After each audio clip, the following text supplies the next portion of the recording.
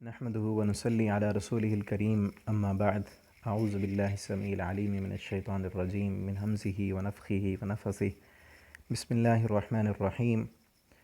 قل سيروا في الأرض ثم انظروا كيف كان عاقبة المكذبين قل اے میرے نبی آپ ان سے کہہ دیں سیرو فی الارض، تم سیر کرو زمین میں، گھوم پھر کر دیکھو، جاؤ، ثم منظرو، پھر دیکھو تم، کیفا کیسے تھا، کیفا کانا کیسے تھا، عاقبۃ المکذبین انجام جھٹلانے والوں کا۔ اگر آج یہ آپ کی بات نہیں مان رہے اور ہر نشانی کو دیکھ کر انہوں نے روٹین بنائی ہوئی ہے کہ جھٹلا دینا ہے، تو ان سے آپ یہ کہیں، اللہ تعالیٰ انداز بدل کر ان کو سمجھانا چاہتے ہیں کہ ان کو یہ کہیں کہ آپ زمین میں گھومو، جاؤ سیر و سیاحت کرو، دیکھو قوم عاد کا انجام کیا ہوا، قوم ثمود کا انجام کیا ہوا، فرعون کا انجام کیا ہوا۔ جو لوگ تمہارے اسی مکہ کے اندر قرب و جوار میں وہ بستیاں، وہ لوگ موجود ہیں جن پر ہمارا عذاب آیا، اور پچھلی آیتوں میں ہم نے پچھلے سبق میں پڑھا، اللہ تعالیٰ فرماتے ہیں ان کو ہم نے طاقت بھی زیادہ دی تھی، قوت بھی زیادہ دی تھی، تمہارے پاس تو وہ چیزیں ہیں ہی نہیں، اتنے وسائل ہی نہیں تمہارے پاس، تم بھی جھٹلانے پر تلے ہوئے ہو تو تمہارا انجام بھی اسی طرح ہی ہوگا۔ لیکن پہلے ذرا دیکھ لو، ابھی مہلت ہے، ایک مرتبہ گھوم پھر کر دیکھ لو، اگر انہی کے روش پر چلنا ہے پھر حال بھی تمہارا وہی ہوگا۔ قل آپ ان سے کہہ دیں لمن ما فی السماوات والارض، کس کا ہے جو آسمانوں میں ہے، والارض اور زمین میں ہے۔ یہ جو زمین و آسمان میں جو کچھ بھی ہے، اسی صورت کے شروع میں کہا یہ زمین و آسمان اور اس میں سب کچھ وہ اللہ کا بنایا ہوا ہے۔ اب یہاں اللہ تعالیٰ فرما رہے ان سے پوچھو کہ یہ کس کا ہے، زمین اور زمین کے اندر جو کچھ بھی ہے، آسمان اور آسمان کے اندر جو کچھ بھی ہے وہ کس کا ہے۔ قل اے میرے نبی آپ کہہ دیں للہ، اللہ کا ہے۔ اگر یہ مشرکین مکہ جواب نہ دینا آپ کو، یہ خاموش ہو جائیں، تو پھر آپ خود ان کو جواب دیں اور کہیں قل للہ، یہ سارا کچھ اللہ کا ہے۔ کتب علی نفسہ الرحمہ، لکھ دیا ہے اس نے اپنی جان پر رحمت، اس نے اپنے آپ پر رحم کرنا لازم کر دیا ہے، کسی اور نے اس پر لازم نہیں کیا، بلکہ اس نے خود اپنے آپ پر لازم کر دیا کہ اس نے رحمت کرنی ہے، اور یہ اس کی رحمت ہی ہے کہ تم اس کی نافرمانی کر رہے ہو، تمہیں سزا نہیں مل رہی، اس کی رحمت ہی ہے کہ تم اس کو نہیں مانتے، وہ پھر بھی تمہیں رزق دیتا ہے، یہ اس کی رحمت ہی ہے کہ تم، کئی لوگ آج اللہ کو گالیاں دیتے ہیں، اللہ تعالیٰ انہیں رزق عطا کر دیتے ہیں، اللہ تعالیٰ اپنی رحمتیں ان پر کرتے ہیں، یہ اللہ کی رحمت ہے۔ لیکن ساتھ یہاں بتایا کیوں، یہ مت سمجھنا کہ یہی ڈھیل اور یہ مہلت ہمیشہ کے لیے ہے، نہیں، بلکہ گھوم پھر کر دیکھو قوموں کا انجام کیا ہوا۔ ان پر بھی اسی طرح اللہ نے رحمت کی تھی، برکتیں انہیں دی تھیں، دنیا کی فراوانیاں دی تھیں، سب کچھ تھا ان کے پاس، لیکن جب ان کی مہلت ختم ہوئی تو پھر حشر کیا ہوا ان کا۔ اگر تم بھی انہی کے راستے پر چلو گے تو تمہارے ساتھ بھی وہی کچھ ہوگا۔ اور ساتھ فرمایا لَيَجْمَعَنَّكُمْ إِلَىٰ يَوْمِ الْقِيَامَةِ، البتہ ضرور ہم جمع کریں گے تم کو قیامت کے دن۔ یہ مت سمجھنا کہ یہ رحمت ہے نا، یہ رحمت ہی رہے گی، اللہ نے دنیا میں رحمت کرنی ہے اور رزق دینا ہے، جتنی مہلت ہے اتنی دیر تک ہی ہوگا، اور پھر قیامت کے دن جمع کر کے پھر حساب لینا ہے۔ لا ریب فی، وہ دن جس میں کوئی شک نہیں ہے۔ الذین خسروا انفسہم، وہ لوگ جنہوں نے نقصان میں ڈالا اپنے آپ کو، فہم لا یؤمنون، وہ لوگ ایمان نہیں لاتے، وہ لوگ اس قرآن پر ایمان لانے والے نہیں، وہ نہیں مانتے کہ قیامت کا دن ہے، وہ نہیں مانتے کہ حساب و کتاب ہوگا۔ وہ کیوں نہیں مانتے؟ اس لیے کہ اگر وہ مان لیں تو پھر انہیں اپنی منمانیاں چھوڑنی پڑتی ہیں، اپنی من پسند کی زندگی چھوڑ کر اللہ کی فرما برداری کرنی پڑتی ہے، تو اس لیے وہ ایمان ہی نہیں لاتے۔ ایمان نہیں لاتے، قیامت کو نہیں مانتے، تو یہی لوگ سب سے زیادہ نقصان اٹھانے والے ہیں۔ دنیا کی چند روزہ زندگی ہے، عیش و عشرت کر لیں، اس کے بعد جیسے ہی موت آئے گی، مرنے کے بعد پھر گھاٹا، نقصان اور عذاب ہی عذاب ان کا شروع ہو جائے گا۔ وَلَهُ، اور اسی کا ہے، ما سَكَنَ فِي اللَّيْلِ، جو کچھ ٹھہرا ہوا ہے رات میں، والنہار، اور دن میں، دن اور رات میں جو کچھ بھی ہے وہ سارے کا سارا اسی کا ہے۔ وَهُوَ السَّمِيعُ الْعَلِيمُ، اور وہ سننے والا اور جاننے والا ہے۔ قل اے میرے نبی آپ ان سے کہہ دیں اغیر اللہ، کیا اللہ کے علاوہ، اتخذ ولیہ، میں بنا لوں گا دوست، کیا اللہ کے علاوہ کسی اور کو میں اپنا دوست بنا لوں؟ کیا میں یہ کہوں کہ اللہ کے علاوہ فلاں جو ہے وہ مجھے مشکلات سے بچاتا ہے، فلاں معبود جو ہے وہ میری مدد کرتا ہے، جس طرح وہ مشرکین مکہ کا عقیدہ تھا، اور وہ آ کر نبی صلی اللہ علیہ وسلم کو کہا کرتے تھے کہ آپ ایسے کریں، ہمارے معبودوں کو برا بھلا نہ کہیں، اور ایک دن آپ ہمارے معبود کو مان لیں، ایک دن ہم آپ کے معبود کی عبادت کر لیں گے۔ اللہ تعالیٰ نے فرمایا یہ بات نہیں ہے، ماننا ہے تو اپنے معبودوں کا پہلے انکار کرو، پہلے ان کی نفی کرو،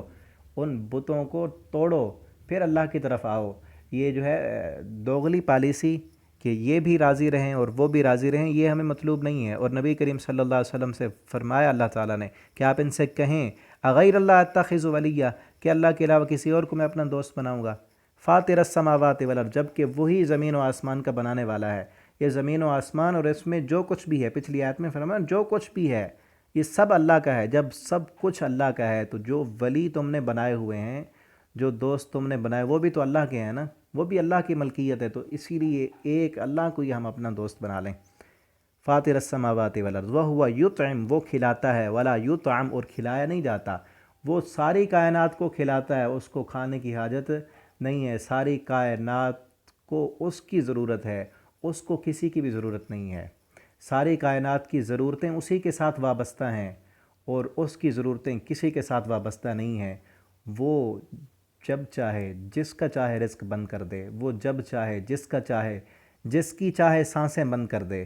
جس کو چاہے موت دے دے، جس کو چاہے بادشاہ بنا دے، جس کو چاہے فقیر کر دے۔ ساری قوتیں، طاقتیں، کنٹرول تو اس کا ہے، اس کے علاوہ کسی کا کچھ نہیں چلتا۔ انی امرتو، قل، اے میرے نبی آپ یہ بھی کہہ دیں ان کو، انی امرتو، بے شک مجھے حکم دیا گیا ہے، ان اکون اول من اسلم، کہ میں سب سے پہلا فرما بردار بن جاؤں۔ کہ یہ جو قرآن میرے اوپر نازل ہو رہا ہے نا، یہ نہیں ہے کہ میں خود اس پر عمل نہیں کرتا اور تمہیں بتا رہا ہوں، یہ چیز نہیں ہے، بلکہ سب سے پہلا اس پر عمل کرنے والا اور اس کی فرما برداری کرنے والا میں ہوں۔ اور نبی کریم صلی اللہ علیہ وسلم نے پہلے فرما برداری کرنے کا حق ادا کر دیا۔ اتنی فرما برداری رب کی کہ امی عائشہ رضی اللہ تعالیٰ عنہ دیکھتی نبی صلی اللہ علیہ وسلم کو، کہتی ہیں اللہ کے پیغمبر اتنا رات کو لمبا قیام کیوں کرتے ہو، آپ کے تو پاؤں سوج جاتے ہیں۔ اتنی فرما برداری۔ نبی کریم صلی اللہ علیہ وسلم فرماتے افلا اکون عبدا شکورا، عائشہ کیا میں اللہ کا فرما بردار بندہ نہ بنوں؟ تو آج بھی قرآن پڑھنے والا اور قرآن پڑھانے والا اور دوسروں کو دین کی طرف بلانے والا، اس کو بھی چاہیے کہ وہ سب سے پہلے خود فرما بردار بنے، خود اس قرآن پر عمل کرے، اس قرآن پر چلے، پھر دوسروں کو بتائے۔ تو اسی لیے نبی کریم صلی اللہ علیہ وسلم کی زبانی بھی اللہ نے ان کو بتایا اور ہم تک پہنچایا کہ یہ مت سمجھنا کہ میں نے صرف بتا دیا ہے اور تم کو کہہ دیا تمہیں عمل کی طرف بلاتا ہوں اور میں نہیں، سب سے پہلا فرما بردار میں ہوں، سب سے پہلا اس پر عمل کرنے والا میں ہوں۔ وَلَا تَكُونَنَّ مِنَ الْمُشْرِكِينَ، اور نہ تم ہو جانا مشرکین میں سے۔ قل، اے میرے نبی آپ ان سے کہہ دیں، انی اخاف، ہو کہ بے شک میں ڈرتا ہوں، ان عصیت، اگر میں نافرمانی کروں، ربی، اپنے رب کی، عذاب یوم عظیم، بہت بڑے دن کے عذاب سے۔ کہ میں سب سے پہلا فرما بردار ہوں اور پھر یہ بات نہیں ہے کہ فرما برداری کر کے میرے اندر تکبر آ گیا ہے، فرما برداری کر کے میں یہ سمجھوں کہ اب میں تو سب سے بڑا فرما بردار ہوں، مجھے کیا ہونے والا ہے۔ یہ بھی آپ کہہ دیں کہ سب سے بڑا فرما بردار اور سب سے پہلا مسلمان ہونے کے ساتھ ساتھ میرے اندر عاجزی، انکساری اور اللہ کا ڈر اتنا ہے کہ آج بھی میں ڈرتا ہوں، اگر فرما برداری کے ساتھ ساتھ میں نے نافرمانی کر دی نا تو بڑے دن کے عذاب سے مجھے ڈر لگتا ہے۔ تو یہاں سے ہمیں سبق ملتا ہے کہ 4 نمازیں پڑھ کے اور رمضان کے چند روزے رکھ کے 1-2 افطاریاں کر کے ہم باقیوں کو سمجھیں کہ یہ سب گنہگار ہیں، ہم تو اب بخشا ہے نا۔ یہ شیطان کا جو ہے حملہ ہوتا ہے، وہ 2-4 دن تہجد کی نماز پڑھوا کے نا وہ یہ کہتا ہے کہ تو تہجد گزار ہے، تو نمازی ہے، تو روزے دار ہے، تو خطبے دینے والا، تو امام لوگوں کا، اب ٹھوک کے رکھ، نہیں فلاں بے نماز، فلاں جو ہے وہ اللہ کا نافرمان، فلاں زانی، فلاں شرابی، تو جو ہے وہ بڑا نیک ہے۔ تو یہ شیطان کا حملہ ہوتا ہے۔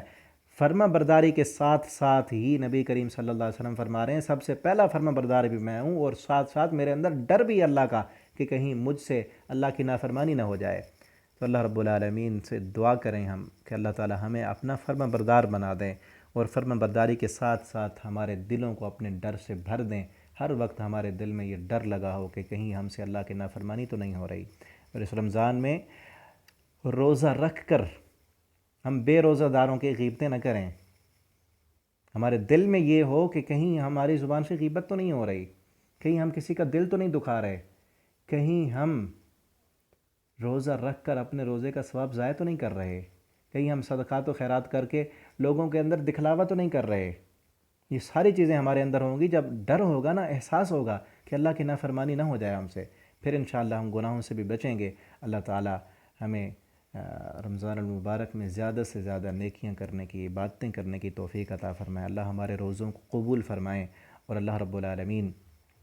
ہمارے دلوں کو اپنے ڈر سے بھر دیں، اور اللہ تعالیٰ قیامت کے دن ہمیں بغیر حساب کے جنت الفردوس عطا فرما دیں۔ والسلام علیکم ورحمۃ اللہ وبرکاتہ۔